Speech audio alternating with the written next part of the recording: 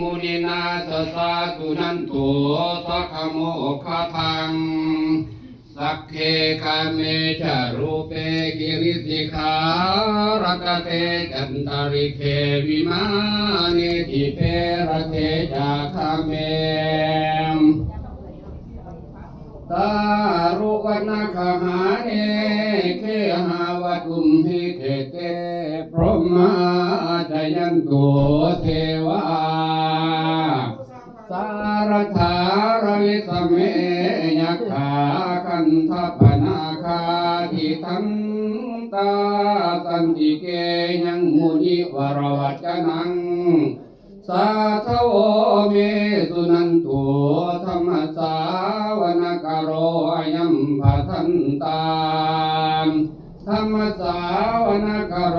อายัมภทันตาธรรมสาวนกโรอายัมภทันตาสาธุสาธุสุนันตุพนโตเยเทวาดุลาเทวดาเจ้าทั้งหลายที่เนาอยู่ทั้งวิมานสวรรค์สันฟ้า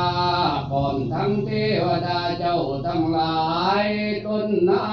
อยู่ทั้งอากาศและภูเขาในน้ำในทั้งบอกมีภูมาเทวดาลูกขาเทวดาอากาศาเทวดาพร้อมทั้งพระยาอินทร์พระยาพรหมพายาโยมาลาเท่าจากกุโลกบันทั้งสี่นางนาดหน่อยธรณีเมฆลาอิสวนกุฎนา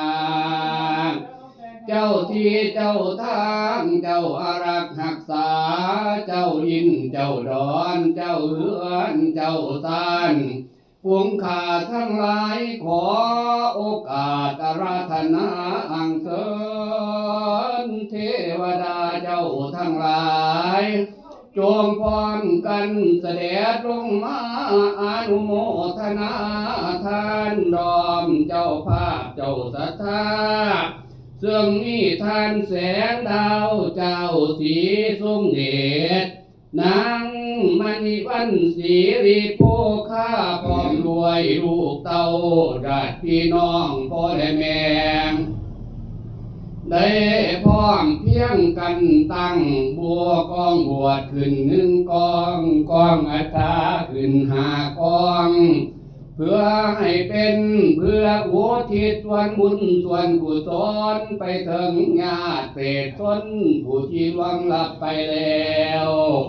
ขอให้เทวดาเจ้าทั้งหลายจงพร้อมกันเสด็จลงมาเป็นสักขีพยาน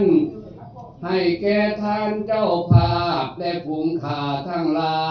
ยหัวทุกตนทุกองค์และก็ข้าเถิดดันกองอะไรอยู่กัน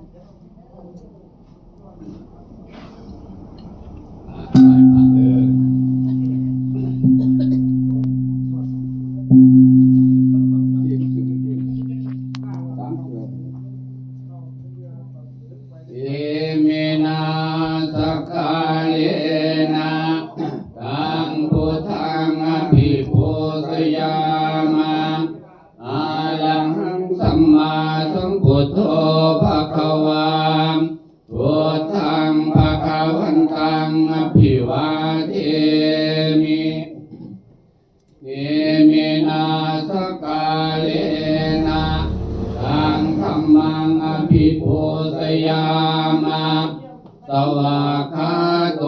ภควตาธัมโมธัมมังนัมสสามิเอมินาสกาเลนะอังสังฆังอภิปูชยามะสุปฏิปันโนภควโตสาวกสังโฆสังฆังนามามินะโมตัสสะภะคะวะโตอะระหะโตสัมมาสัมพุทธัสสะนะโมตัสสะภะคะวะโตอะระหะโตสัมมาสัมพุทธัสสะนะ นะโมตัสสะภะคะวะโตอะระหะโตสัมมาสัมพุทธัสสะพุทธังสรณังคัจฉามิธัมมังสรณังคัจฉามิสังฆังสรณังคัจฉามิทุติยมปิพุทธังสรณังคัจฉามิทุติยมปิธัมมังสรณังคัจฉามิทุติยมปิสังฆังสรณังคัจฉามิ